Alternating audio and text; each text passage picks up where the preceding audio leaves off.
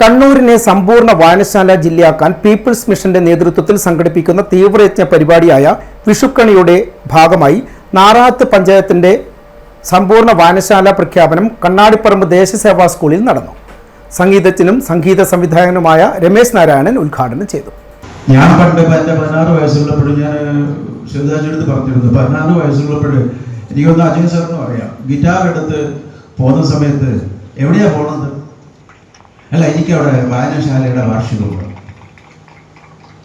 നിങ്ങൾക്കറിയാം, എല്ലാവർക്കും അറിയാം, വായനശാലയുടെ വാർഷികത്തിന് പരിപാടിക്ക് വായിക്കാൻ പോകണം.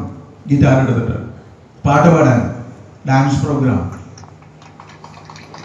ഇത് ഒരു സ്ഥലത്ത് മാത്രമല്ല, പാലൂർ ഭാഗങ്ങളിൽ പോകുമ്പോഴും അവിടെ നിറച്ചു വായനശാലകളാണ്. അപ്പൊ ഇതിനൊക്കെ ഈ വായനശാലകൾ നമ്മൾ മനസ്സിലാക്കുന്നത് ശരിക്കും ഇത് നമ്മുടെ കൾച്ചറിന്റെ ഭാഗമാണ്. അത് വലിയൊരു സംസ്കാരമാണ് നമ്മളിൽ ഉണ്ടാക്കിയെടുത്തിട്ടുള്ളത്. വലിയ സംസ്കാരമാണ്. റീഡിങ് ആണ് ഏറ്റവും വലുതായിട്ട് വേണ്ടത്. പക്ഷെ ഇന്നത്തെ കുട്ടികൾ വായിക്കുന്നില്ലെന്ന് പറയുന്നതിൽ എനിക്ക് പറയാൻ പറ്റില്ല. അവർ വായിക്കുന്നുണ്ട്. അവരെ പറ്റി ഒരിക്കലും നമുക്ക് പറയാൻ പറ്റില്ല. അവർ മൊബൈൽ നോക്കി നിൽക്കുന്നു എന്ന് പറയുന്നതല്ലേ, അത് അവർ വായിക്കുകയാണ് ചെയ്യുന്നത്. പുസ്തകം വായിക്കുന്നില്ലെന്ന് മാത്രമേ ഉള്ളൂ പലവരും. പക്ഷേ എൻ്റെ മകളും ഇപ്പോഴും കുറച്ച് മുന്നെയാണ് വായനശാലയിൽ നിന്ന് പുസ്തകം എടുത്തിട്ട് അവൾ റീഡ് ചെയ്യുന്നുണ്ട്. നോവൽസ്, ഇംഗ്ലീഷ് നോവൽസ്, മലയാളവും അതും. അപ്പം കുട്ടികളിൽ ഒരു വിഭാഗം അവര് അറിയുന്നുണ്ട്. പക്ഷേ ഈ ഒരു ഉദ്യമം, ഈ ഒരു ഏറ്റവും കൂടുതൽ എൻ്റെ അടുത്ത് ഞാൻ അന്വേഷിച്ചപ്പോൾ എനിക്കിപ്പോൾ സുധാജി പറഞ്ഞത്, ഇന്ത്യയിലെ ഏറ്റവും കൂടുതൽ വായനശാലകളുള്ള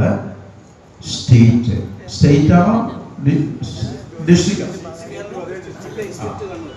സ്റ്റേറ്റ് കേരളമാണ്. അതിൽ യാതൊരു സംശയമില്ല.